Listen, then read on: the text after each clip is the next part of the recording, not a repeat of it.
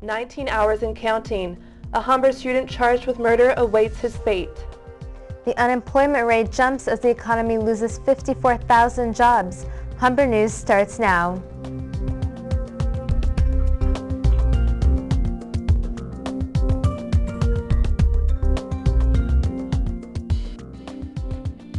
Hello, it's Friday, November 4th. Welcome to Humber News, coming to you from the Broadcast Center here at the North Campus. I'm Hannah Vanderkoy. Thanks for joining us. And I'm Melissa Narain. Ahead on our show, we'll have all your news, sports, and entertainment highlights, as well as your 5-day weather forecast. But first, Hannah has our top story. It's a waiting game at a downtown Toronto courthouse where the fate of a Humber College student charged with murder is in the hands of the jury. If convicted, 21-year-old Nahor Araya could be facing life in prison. Humber News reporter Kathleen Finley is standing by at the courthouse via Skype. Kathleen? Thanks, Hannah. Nahor Araya has been charged with second-degree murder in the death of 17-year-old Boris Sikovic. Sikovic was shot at Buttonwood Park in Etobicoke near Royal York in Eglinton. The shooting occurred just outside the tennis courts at the park on the night of October 3rd, 2008. The trial has been going on for weeks. Now, right now, the jury is still trying to come to a decision.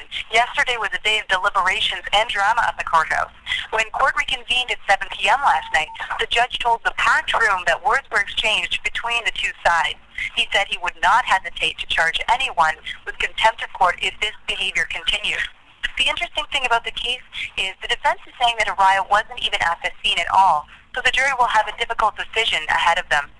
To reiterate, one of three things could happen. The jury could find Araya guilty of second-degree murder or guilty of manslaughter. The other option is they could acquit him altogether. Deliberations will continue until 5:30 today. At that point, court will reconvene and the judge will make a decision about continuing today or going into the weekend. Back to you.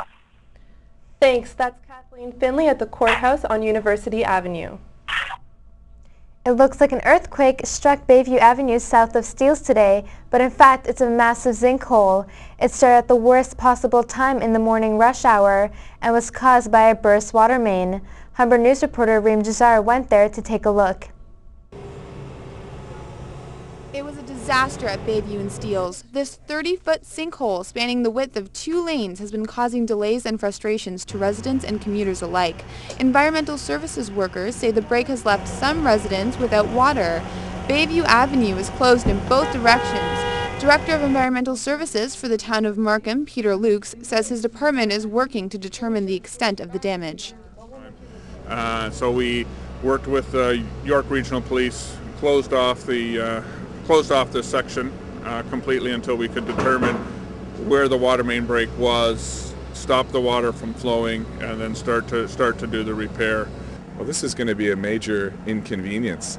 This is a major area to get in and out, and now with this big hole here, you're going to have to drive 3 or 4 kilometers and do a big circle to get into the area. So it's really going to slow things down for sure in the area.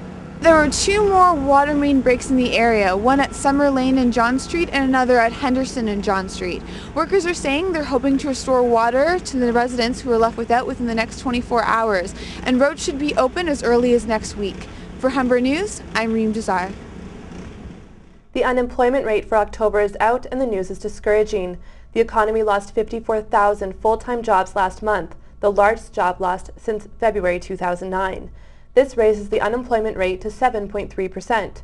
Most of the job losses were in the manufacturing and construction trades. Analysts say global economic uncertainty and unstable markets are taking their toll on Canada. Just 1 week before Remembrance Day, and 4 poppy donation boxes have been reported stolen in southern Ontario. One of the thefts was caught on tape. At a Hamilton Tim Hortons, a man places an order at around 5:30 in the morning. He waits until the clerk turns away before grabbing the 2 donation boxes and fleeing. A man that fits the same description was later seen taking another donation box at a second Tim Hortons.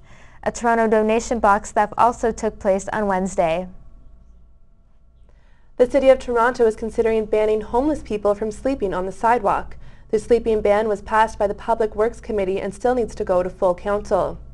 It's not uncommon to find homeless people sleeping on the streets in downtown Toronto trying to stay warm over heat vents. The concern is that people who sleep on the sidewalk are a safety hazard, obstructing pedestrians and city works crews.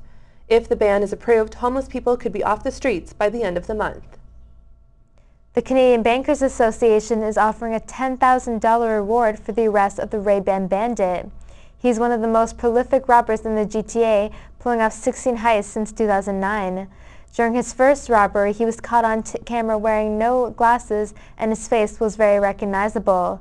This past August, he pulled off 7 bank robberies. The suspect is described as white, 23 to 33 years old, 5'6" to 5'9", having a medium build and olive skin tone, always wearing a hoodie and a long-sleeved shirt. The Toronto Star has learned a number of children were rewarded with ice cream bars for completing inappropriate dares at a day camp in Markham this past summer. According to the Star, children between the ages of 12 and 14 were challenged to pole dance without pants, suck a counselor's toes, and lick the inside of an outhouse. Markham Mayor Frank Scarpetti says he asked the counselors to be terminated from the camp, but they were reassigned to other positions. Ontario will have to watch its wallet for the next few years. Premier Dalton McGuinty says the government will have to cap spending increases at 1% a year for the next 6 years. The province aims to get rid of the $16 billion deficit by 2017.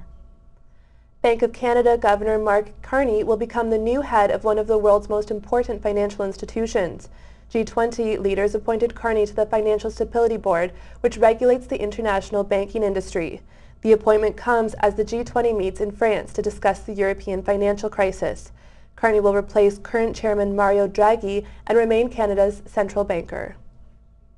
When we come back, we'll have more news from around the country and the world. Vicky Simon will have the sports news, and we'll have your weather forecast with Dino Pasalic. It's hovering just above freezing this morning, but it's going to get warmer this afternoon. I'll have your 5-day forecast after the break.